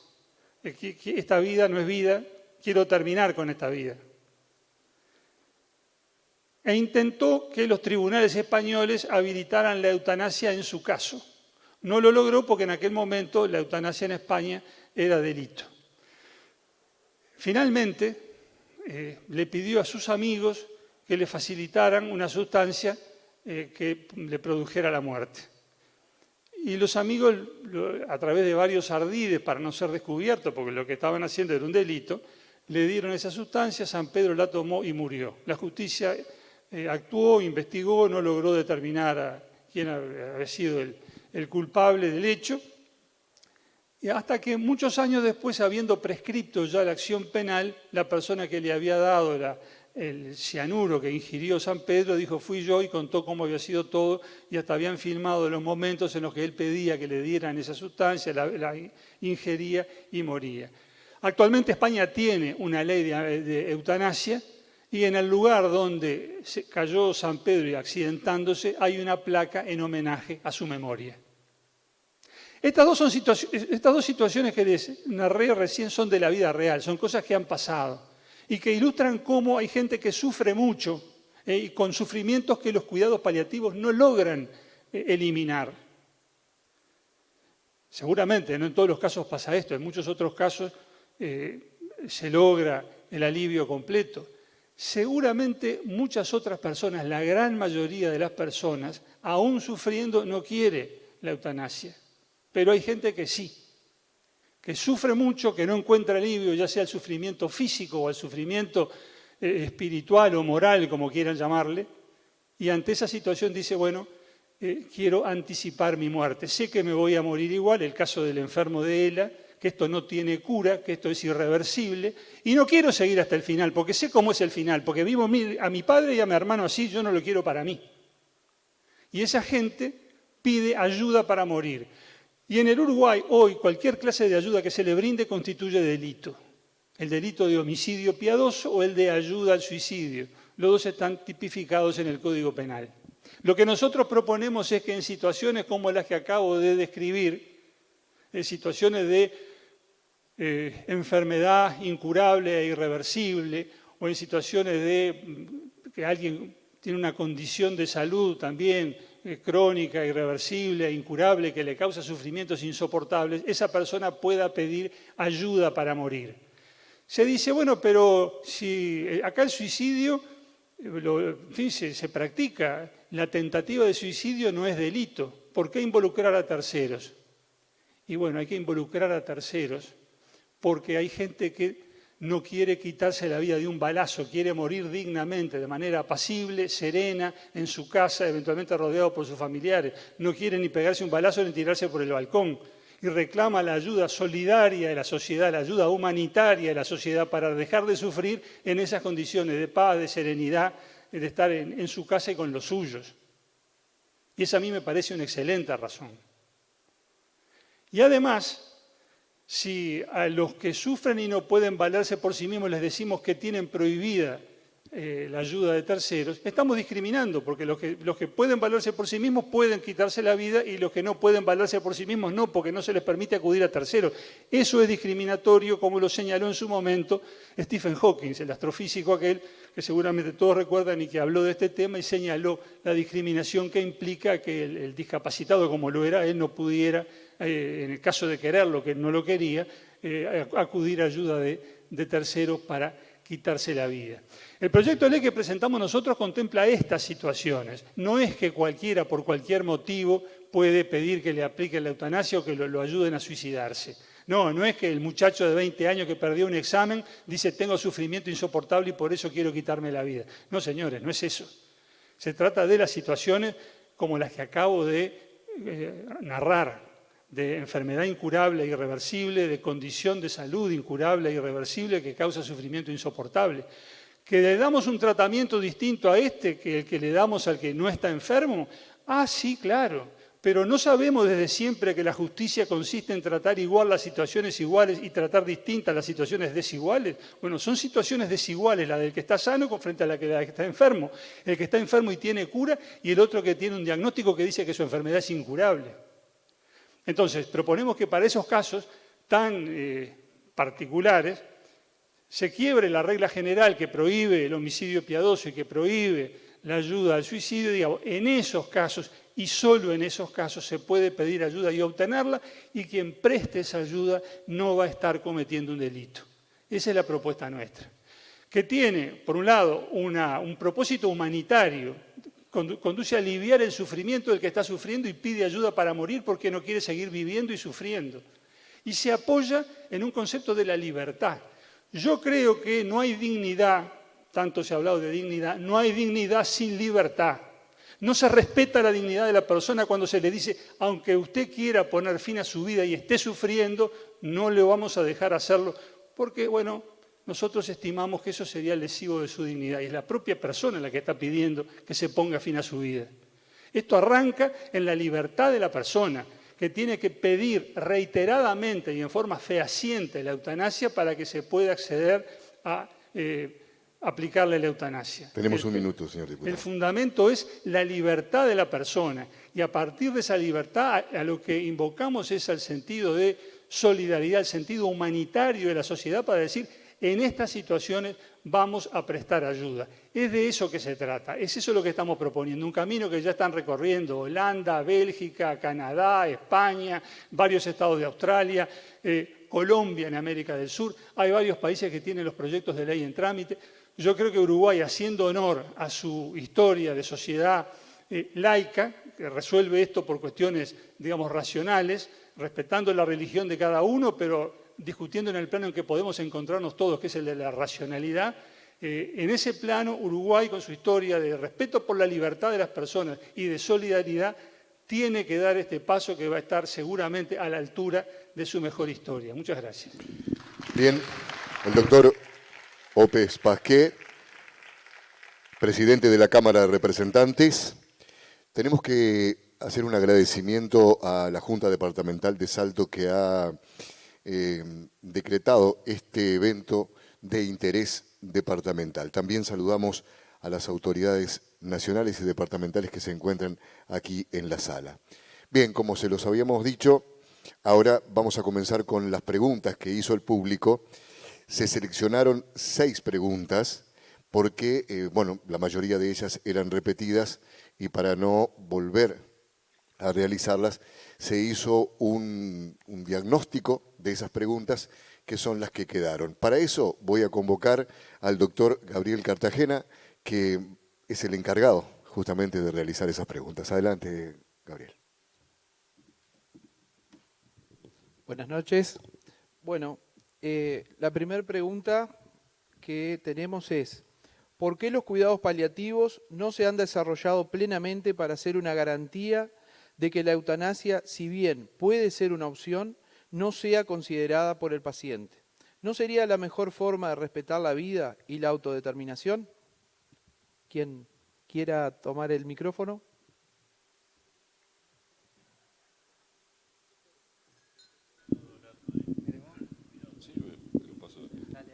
Brevemente le pedimos que puedan contestar. Sí, cómo no.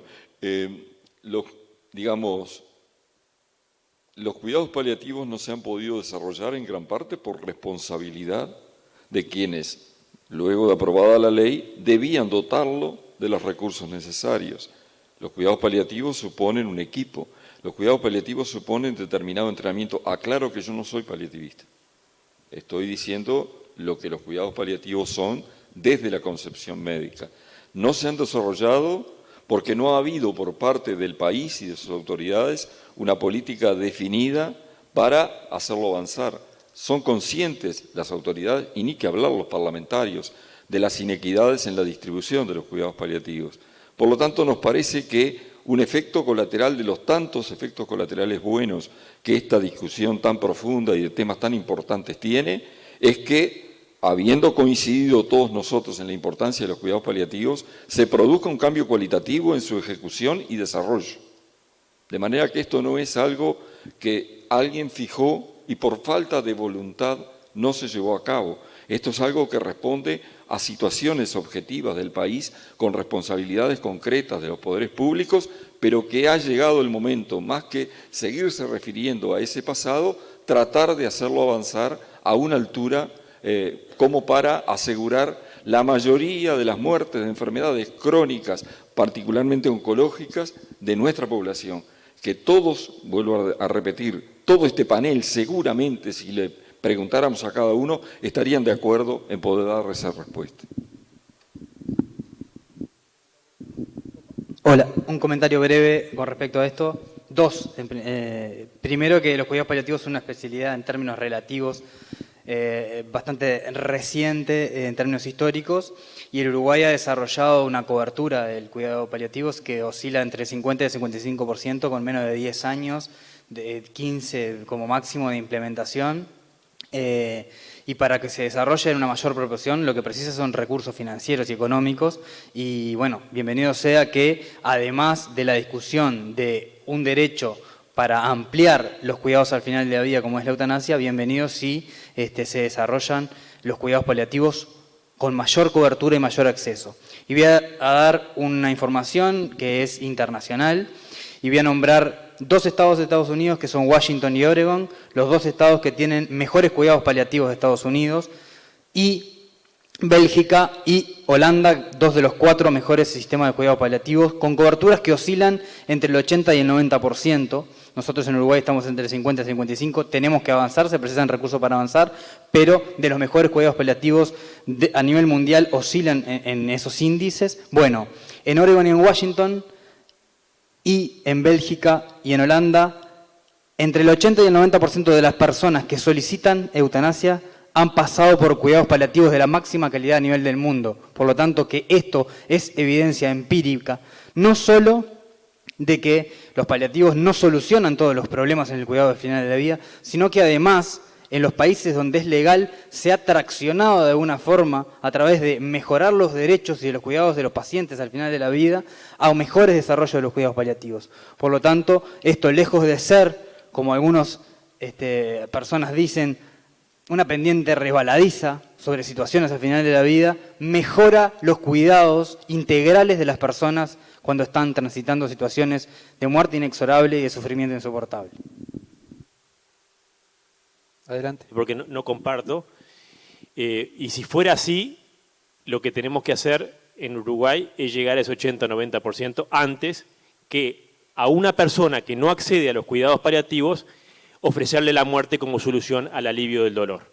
Entonces, me parece que yo no comparto, yo creo que en muchos lados los cuidados paliativos se han transformado en un esquema formal y burocrático que mucha gente pasa y firma y dice que los tuvo y los tuvo de buena calidad para acceder a la eutanasia, pero en cualquier caso, yo creo que en Uruguay, si ya hemos llegado al 55, no es solamente un tema de recursos financieros, es un tema de recursos humanos. La Facultad de Medicina, la UDELAR en nuestro país todavía no está formando, ni siquiera tiene la especialidad para formar a los estudiantes. Y los estudiantes, y se ha comprobado cuando se ha hecho encuestas a médicos que muchos no saben bien en qué significan los cuidados paliativos. Por lo tanto, es una responsabilidad colectiva que habla también de cuál es nuestra disposición ante una persona que sufre, cuál solución darle. Si el alivio, que todavía nos falta la mitad, y sobre todo, como bien decía el doctor Clusé, al norte del Río Negro, donde estamos acá, es mucho más la cantidad de gente que no accede a los cuidados paliativos,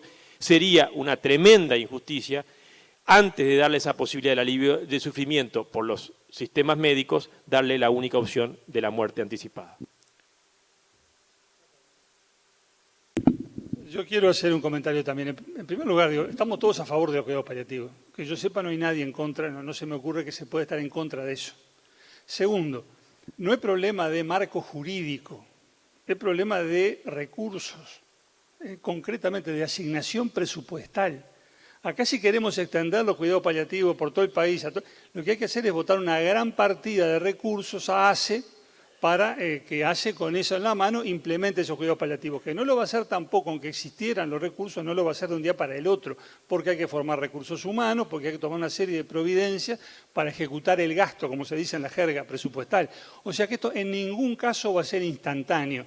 Aunque tuviésemos la varita mágica y dijésemos, bueno, aquí está la asignación presupuestal que se necesita, no va a ser ni al día siguiente, ni al mes siguiente, ni en los 6 meses siguientes que se va a poder hacer el despliegue necesario para que eso llegue a donde tiene que llegar, que ojalá llegue un día a todos los que lo necesitan o puedan necesitarlo. Ahora, la gran pregunta es, mientras no llegan los cuidados paliativos, ¿qué le decimos a la gente que está sufriendo? A la que está sufriendo ahora, ¿qué le decimos? Permítanme que les lea un mensaje que recibí yo, un mensaje directo por Twitter los otros días, que me dice... La persona que escribe con nombre y apellido, yo no lo voy a decir. Por favor, a insistir con la ley de eutanasia y suicidio asistido. Tengo metástasis y no me puedo mover porque me está comiendo los huesos de la columna. ¿Cómo va a seguir esto? No tiene cura. Ayuda, pone. ¿Qué le decimos a esta señora? Que espere que algún día llegarán los cuidados paliativos para ella también.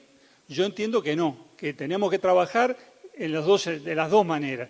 Extendiendo los cuidados paliativos con los fondos necesarios para que esto se haga realidad y mientras tanto poniendo a disposición de las personas que necesitan la eutanasia ese recurso, esa posibilidad que hoy no tienen. Bueno, muchas gracias. Siguiente pregunta. Dice, ¿no consideran que debería haber una participación más directa de la población? Por ejemplo, un plebiscito. Adelante. El primer plebiscito que debería hacerse es a los propios médicos, que estos proyectos de ley le arrancan el principio que desde hace 2500 años ha orientado a los médicos, que es el de no maleficencia. Y sin consultarlos, se pretende derogar, por la vía de los hechos o este último proyecto del Frente Amplio explícitamente, un principio del Código de Ética Médica esencial, sin consultarlos. Principal principio de no maleficencia, nunca dañar, lo decía el juramento hipocrático, sin consultarlo. Y me parece que, y yo estoy bregando por todos los medios que puedo, y se lo he planteado al colegio médico, que sea el propio colegio médico el que haga su propia consulta a los médicos plebiscitarios, que además la ley mandata que sean los médicos los que, si van a modificar su propio código de ética, que aunque no lo dijera la ley, si hay algo que tiene que ser propio y autónomo de un colectivo, su propio código de ética. Si el Parlamento va a empezar a imponer código de ética a los profesionales o a los otros grupos, me parece que se cae todo el Estado de Derecho, porque ahí sí se viola la autonomía. Entonces yo digo que antes de que plantear un plebiscito a la ciudadanía, hay que plantearle un plebiscito a los propios médicos, que es a quien se les va a encargar en forma exclusiva dar muerte a los pacientes. Adelante. Les pido que tengan presente que ningún proyecto, ni el que presentamos nosotros, ni el que presentó el Frente Amplio, impone a los médicos la obligación de practicar la eutanasia.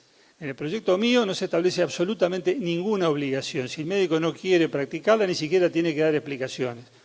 En el proyecto del Frente Amplio se consagra expresamente la objeción de conciencia, porque dice que todos los prestadores de salud tienen que prestar el servicio y el médico que no quiere hacerlo debe oponer la objeción de conciencia precisamente. O sea que en ningún caso se obliga a los médicos a hacer lo que no quieran hacer. En cuanto al plebiscito ciudadano, en nuestro sistema sabemos que la única forma en que esto pueda concretarse es a través de un referéndum contra la ley. Si la ley se aprueba, como esperamos que suceda, es nuestra esperanza, la ciudadanía podrá movilizar el recurso de referéndum contra la ley. Sabemos que hay procedimientos para eso, hace bien poquito utilizamos uno, pero no hay en nuestro sistema constitucional no existe una consulta previa, un plebiscito consultivo nosotros no tenemos. Los que quieran impugnar la ley podrán hacerlo a través del recurso de referéndum. Quiero decir 3 cosas. Primero, que opino desde una perspectiva profundamente distinta que el diputado Goñi, en el sentido de que son las personas las que son sujetos de derecho y ninguna corporación, por más que sea la mía, como sea la corporación médica, debería tener la capacidad de imponerle a la sociedad, si así sus representantes lo deciden, porque para eso elegimos electoralmente cada 5 años en nuestra querida democracia, representantes que nos marquen las reglas de juego, que son las leyes del sistema vigente. Si la sociedad, a nuestro criterio, avanza en un derecho humano fundamental, no debería ser ninguna corporación que le imponga la eliminación de ese derecho. Y lo digo como médico, pero sobre todo como ciudadano. Lo segundo es que como colectivo médico sí debemos dar la discusión, pero ya no le rezamos a los dioses Apolo y hacemos juramentos ante los dioses, como juramento hipocrático. Nosotros estamos amparados en la Declaración de Ginebra, en la Declaración de los Derechos Humanos de Ginebra. Y la eutanasia, a partir del 2019, ya no es contraria a la ética médica a nivel mundial. Se quitó de su definición de la Asociación Médica Mundial. Es contraria a nuestro código de ética y si los legisladores entienden que la sociedad avanza en un derecho, seremos los médicos los que tendremos que dar la discusión interna para cambiar los códigos de ética que son cuerpos vivientes de acuerdo a la sociedad que evoluciona y también a la medicina que evoluciona según sus principios bioéticos, de no maleficencia, de acompañar en el sufrimiento, hasta acá también poder acelerar este sufrimiento respetando la máxima autonomía del paciente que está definiendo sobre su vida.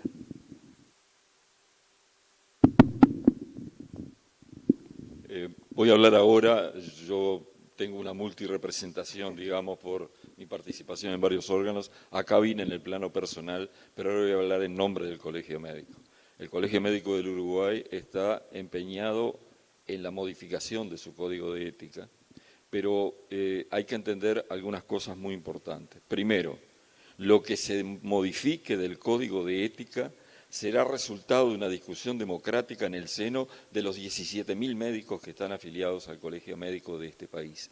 En segundo lugar, esa discusión debe elaborar un texto, un borrador de texto que debe ser sometido a plebiscito entre los médicos. No debe haber ningún código, el actual ha sido sometido a plebiscito en su oportunidad, no debe haber código de ética médica que no cuente con la opinión del colectivo como tal. Por último, el artículo afectado en primer lugar por la ley de eutanasia es el artículo 46. Y en realidad podemos modificar bastante, siguiendo directivas, experiencias, etcétera, y actualizaciones, porque los códigos se actualizan en función del avance del conocimiento científico, se actualizan en razón de patrones culturales de la sociedad que van cambiando y se actualizan con los sistemas de salud que influyen en la situación médica. Pero, en definitiva, el artículo 46 hoy en día, yo que en lo personal estoy participando en los grupos que están tratando de elaborar el borrador del nuevo código, no tenemos la menor idea de cómo lo vamos a escribir. Porque acá hay un problema importante, que ese artículo 46 me refiero, acá hay un problema importante que me ha condicionado mi propia exposición previa. Yo no puedo hablar en nombre de una determinada postura porque coincide con la mía, porque sé perfectamente que en mi colectivo no hay unanimidad de opiniones respecto a este punto. Entonces tengo que buscar, como traté de hacerlo, puntos de consenso que de alguna manera permitan hacer avanzar. Así que el colegio está modificando su código de ética en un montón de aspectos, pero en realidad, de hecho, va a someter a una modalidad plebiscitaria el borrador una vez que lo tenga, porque si lo modifica en el sentido de hacerlo compatible con la ley de eutanasia, podrá recibir un apoyo y podrá recibir, por el otro lado, una reprobación. En realidad, nosotros vamos a terminar también plebiscitando la situación de esta ley a través de la modificación del código. Quería decir eso porque para que se entienda que no es un proceso lineal y para que se entienda que no se puede actuar suplantando la opinión de un colectivo, sino que hay que ir directamente a la consulta. Doctor, la siguiente pregunta está relacionada con esto que usted está hablando y ya se la hago al público también para que la tengan. Dice así: el Código de Ética Médica, Ley 19.284, consensuado por mucho tiempo con médicos de todo el país, tiene su artículo 46 que establece que la eutanasia es contraria a la ética médica y asimismo la Ley de Defensa del Paciente, Ley 18.335, artículo 17, inciso D, de los derechos del paciente, el derecho a una muerte digna, natural, sin dolor, en paz, evitando en todos los casos anticipar la muerte. Además, la Asociación Médica Mundial reiteradamente ha condenado la eutanasia como contraria a la ética médica. ¿Se piensa derogar todos estos artículos para dar lugar a la eutanasia? Voy a contestar, aunque posiblemente yo, con 2 legisladores presentes en sala, no soy la persona más indicada para contestar esto. Pero, en definitiva, digamos, tenemos que dar la discusión en el seno de nuestro colectivo. Los legisladores tendrán que hacer su propuesta según su leal saber y entender y el acúmulo de votos que a través de la búsqueda de voluntades puedan lograr. El colegio médico va a tener que pronunciarse en algo extremadamente difícil. Y en verdad, yo en la presentación, porque hoy creí que tenía que tener una presentación, lo titulé El efecto dominó. Está claro que la ley de eutanasia modifica una serie de aspectos legales. Y la duda es, algunos de ellos habrá que reformularlo y otros habrá que dejarlos abolidos. Esa es una situación que yo como médico no puedo opinar con propiedad, pero está claro que a partir de la aprobación de la ley de eutanasia y suicidio asistido tenemos un sistema jurídico que tiene varias situaciones que necesitan corrección. Si esa corrección la va a dar el Parlamento o no, yo no lo sé, pero está claro que si no se dan, hay incompatibilidad entre la nueva ley aprobada y las anteriores. Y cuando eso ocurre, de lo muy poquito que sé de derecho, resulta que la nueva ley abole las anteriores. En particular, por ejemplo, estaría aboliendo, ya que se citó el artículo 17 de la 18335, una corrección. El Código de Ética Médica tiene el número 19286, no 84, como se dice allí. No, la pregunta venía así, por eso. La ley textual. No, pero en definitiva esos aspectos los tendrán que considerar con mucha más propiedad que lo que yo pueda decir los legisladores, pero está claro que esto provoca una serie de cambios. No estoy con esto haciendo nada alarmista, es objetivo, provoca cambios. Los legisladores serán los que tendrán que decidir qué hacen con cada uno de los cambios que esto va a provocar. Por ejemplo, alguien podría decir, y termino acá, al abolir el artículo 17 de la 18335 en el sentido de excluir que excluía la eutanasia, ahora incorporada, se puede entender que está toda la ley de derechos y deberes de los pacientes abolido y tener que modificarlo. No me voy a referir a las cuestiones legales, pero desde la educación social y cívica que teníamos nosotros en el liceo, ley, droga, ley, pero no me voy a referir a esos aspectos. Me voy a referir a 3 inconsistencias, con el máximo respeto por el representante del colegio, que si bien vino a título personal, nos hemos encontrado allí muchas veces. 3 inconsistencias que tiene hoy mínimas el Código de Ética Médica. Primero, que tiene carácter de ley. Las leyes son normas que rigen para toda la sociedad. Los códigos de ética son sistemas autorregulatorios de las profesiones. Lo tienen los abogados, lo tienen las enfermeras, lo tienen los médicos. Son códigos autorregulatorios de la ética. Por lo tanto, la primera inconsistencia tiene que ver con lo formal. El Código de Ética no debería tener carácter de ley como tal. Eso es una opinión, obviamente. Después hay otras inconsistencias, porque el artículo 48 del Código de Ética Médica habla de la autonomía de los pacientes, de aliviar el sufrimiento, de aliviar el dolor, y habla de todos los cuidados al final de la vida. Y para la concepción médica, que tenemos muchos médicos, es inconsistente con el artículo 46. Pero además, el artículo 46, que dice que la eutanasia, tanto activa como pasiva, es contraria contra la ética médica, colide con la ley de voluntad anticipada, porque la ley de voluntad anticipada, y esto es dicho por el profesor de la Cátedra de Medicina Legal, la ley de voluntad anticipada nos va a posibilitar a todos nosotros como pacientes la adecuación del esfuerzo terapéutico, negarnos a tratamientos cruentos que nosotros no queremos como pacientes. Pues bien, la eutanasia pasiva, como se le llamaba antiguamente, colide con la adecuación del esfuerzo terapéutico. Entonces tenemos una ley, un artículo de una ley que colide con otro artículo de otra ley, y esa situación ya la tenemos hoy en día. Digo que son inconsistencias del Código de Ética que tendremos que darnos los médicos internamente a discutir de acuerdo a los avances que se vayan dando en la sociedad. No podemos, como colectivo, actuar de una forma corporativa, a mi criterio, negándole los derechos que los representantes nacionales le otorgan a la sociedad. Obviamente que todo esto es opinable, lo importante en todo esto es el respeto de las opiniones de todas las personas. Gracias. Doctor, no sé, doctor Ope y Rodrigo, adelante. Bien. Tenemos otra pregunta que dice así: no es ilógico que un país que no invierte en salud mental, teniendo altas cifras de autoeliminación, legalice la eutanasia. Adelante.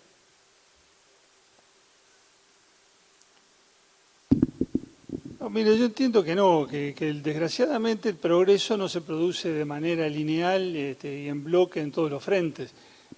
Siempre ocurre que hay situaciones que se retrasan respecto a otras en las que se avanza más rápido. La humanidad marcha así. Ahora, yo creo que si dijésemos no vamos a habilitar la eutanasia mientras no haya cuidados paliativos para todos en todos los puntos del país por igual, y mientras no hayamos atendido también las enfermedades mentales, y mientras no hayamos atendido también tales y cuales otras enfermedades que seguramente hoy no pueden no estar recibiendo toda la atención que necesitan de parte del Estado. O sea, mientras no todo esté bien, no habilitaremos la eutanasia. Es una manera de postergar eso para quién sabe para cuándo. Y lo importante de esto, la razón por la cual yo rechazo este tipo de planteos, es que no me olvido de la gente que está sufriendo hoy y que manda mensajes pidiendo ayuda desesperadamente hoy. Yo no me animo a decirle a esa gente, mire, cuando hayamos puesto en orden todo lo que está desordenado, recién entonces nos vamos a ocupar de usted, porque cuando ese momento llegue esa persona ya va a estar muerta y en todo este tiempo habrá sufrido. Adelante, brevemente.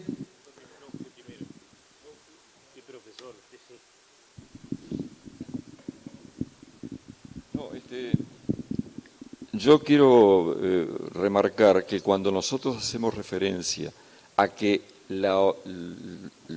el aprobar la ley de muerte asistida pueda acentuar inequidades en lugares donde no hay desarrollo de cuidados paliativos, quiero que le quede claro al diputado Pasquet, con el cual tantas veces hemos conversado esto, que no le estamos pidiendo a la ley que usted está elaborando que espere ese desarrollo, pero sí le estamos poniendo a la persona que lo solicita la condición que se puede considerar restrictiva y atentatoria de la libertad, pero condición al fin que nos parece que puede provocar que esto no se vaya a dar. Lo que queremos evitar es que la persona que está en un lugar donde no hay cuidados paliativos elija la eutanasia. En consecuencia, por eso es que solicitamos que quien vaya a pedir eutanasia esté en cuidados paliativos. ¿Se comprende?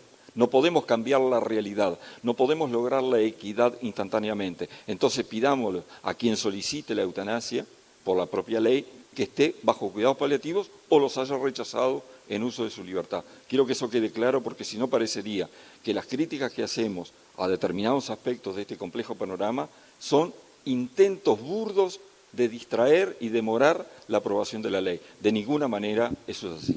Gracias, doctor.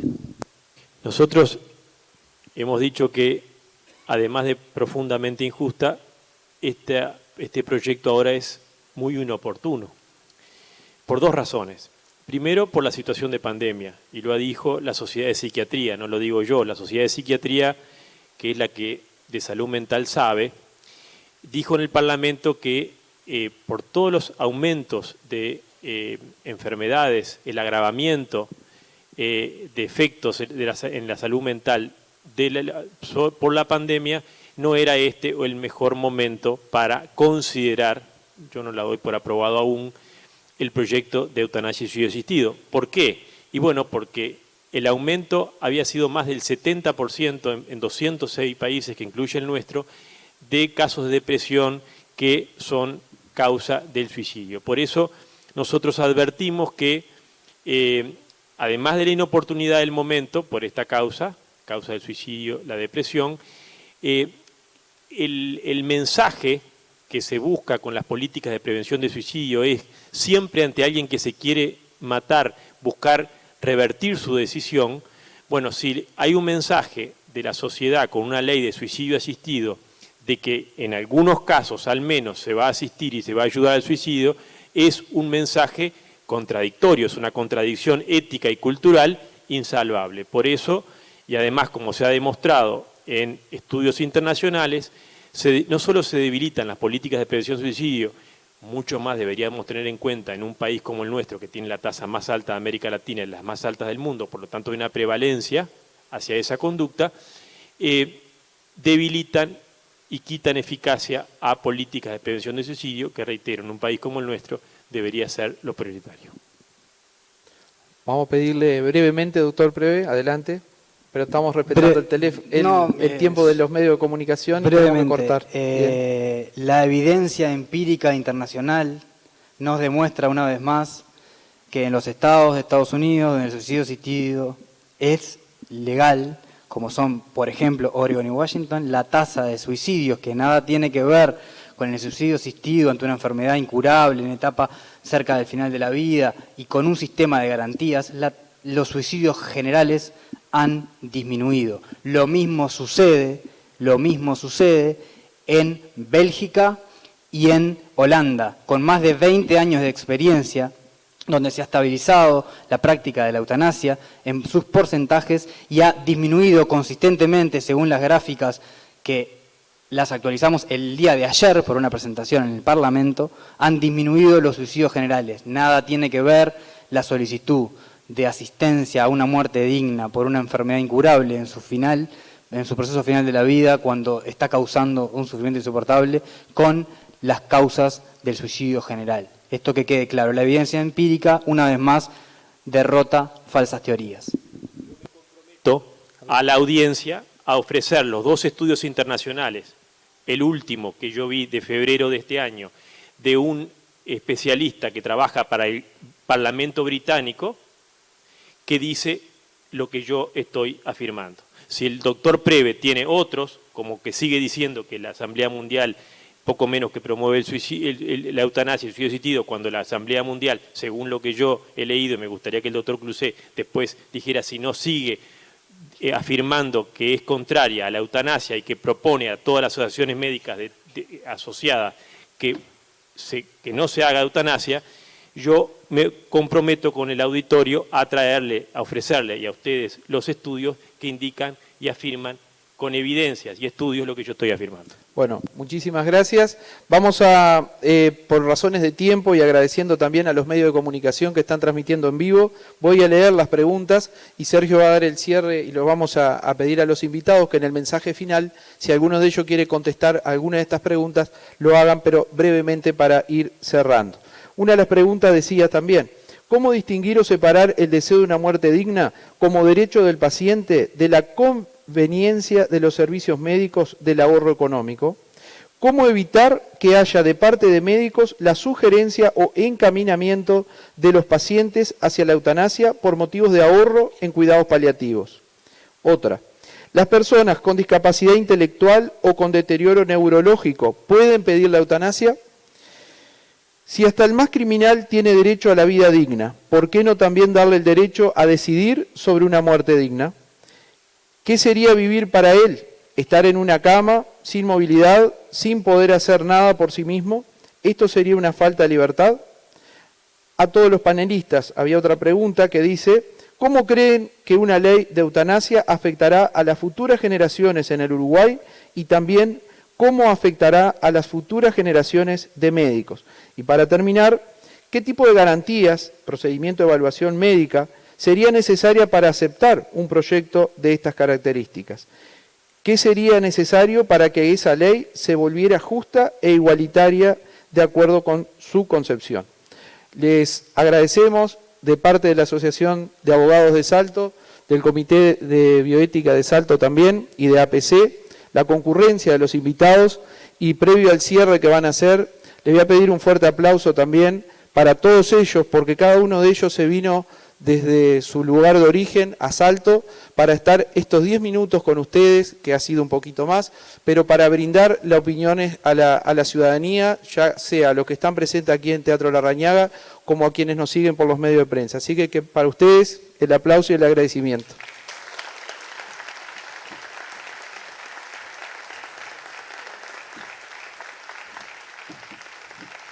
Bien, ya lo dijo Gabriel entonces, hacemos un cierre bien cortito, 30 segundos. El agradecimiento entonces a toda la población, especialmente aquellos que se han involucrado justamente en este tema. Creo que hay mucho por celebrar en esto, que tiene que ver con la escucha atenta. Muchas de las cosas que salieron aquí también, cualquiera de nosotros tenemos la posibilidad de googlearlo en nuestra propia computadora y confirmar ciertos datos, si son verdaderos o no. Creo que también está la invitación a que cada uno de nosotros lo pueda hacer. Gracias, presbítero Luis Eduardo Cardoso. El reverendo David Huasuc. Nuevamente, muchas gracias por la invitación, por la presencia de cada uno y cada una de ustedes. Celebramos la posibilidad de que estos temas estén en debate, de que se puedan visibilizar, de que se puedan escuchar distintas voces y no voces hegemónicas, y fundamentalmente que se haga con respeto hacia los que piensan diferente a nosotros y tratando de profundizar nuestra democracia tan querida y tan necesaria. Gracias, reverendo. Diputado. Creo que el Uruguay se encuentra en una encrucijada. Es una ley que tiene mucha incidencia, no solamente para la actual, sino para las próximas generaciones. Y bueno, creo que tenemos que entre todos tratar de incidir sobre los legisladores para definir cuál es el camino que Uruguay debe seguir de aquí en más. A nuestra manera de ver, creo que tenemos que seguir defendiendo el valor de la vida por sobre todas las cosas, sobre el cual dependen todos los demás derechos y que es el que hace un Uruguay más humano. Gracias. Senador, diputado López Pasquet. Bien, reitero el agradecimiento a quienes nos invitaron para estar aquí esta noche y a quienes han asistido a esta jornada de discusión sobre un tema bien importante y sensible. Es evidente que hay puntos de vista distintos, hay opiniones diversas, diferentes. Me parece que entonces lo justo en una sociedad democrática es que cada uno pueda resolver sobre su vida y sobre su muerte según su propio criterio y que nadie le imponga sus valoraciones al prójimo, que cada cual decida sobre su propia vida y sobre su propia muerte. Muchas gracias. Doctor Federico Prevé. Nuevamente gracias a los periodistas, a todos ustedes, a los abogados y médicos de Salto por la invitación. Para mí siempre es un placer venir a mis pagos. Como dije al principio, acá nadie, con este proyecto de ley, nadie está intentando imponerle ninguna visión a nadie. A todos los aquí presentes nos guía honrar y dignificar la vida, solamente que tenemos visiones diferentes. Y creo que legislar en esto nos va a hacer mejorar el respeto y la tolerancia y promover la libertad en base a tres cosas. Promover la libertad en base al amor entre las personas, promover la libertad en base a la dignidad humana y promover la libertad en base a la diversidad de opiniones que hay en las sociedades laicas. Muchas gracias. Gracias, doctor. Doctor Oscar Cluzet, cierra. Los griegos le llamaban aporía, como lo sabemos del liceo, a las contradicciones insolubles. Estas son contradicciones de muy difícil resolución, que a veces el tiempo o determinados progresos culturales en el seno de la sociedad permiten superar o establecer convenios. Yo reitero, los griegos lo que hacían con las aporías era terminar discutiéndolas en el ágora. Y esto es un equivalente del ágora griega. Yo creo que ahora hay un momento de reflexión para la población de Salto que dio esta posibilidad de discutir públicamente sobre un tema de estas dificultades. Y me parece que ese instante de reflexión, ese momento de reflexión es extremadamente importante porque se acercan momentos de definiciones de un problema humano extremadamente importante como lo es la muerte. Muchas gracias, doctor. Bueno, agradecemos al público presente. También aquellos que quieran volver a ver esta charla lo pueden hacer a través de Canal 4 Cablevisión Uruguay. Y bueno, agradecemos a Cablevisión Salto en Canal 5, también a Diario La Prensa y Radio de JuntosTV.com que estuvieron transmitiendo. A ustedes, gracias por la asistencia y bueno, será hasta otra oportunidad.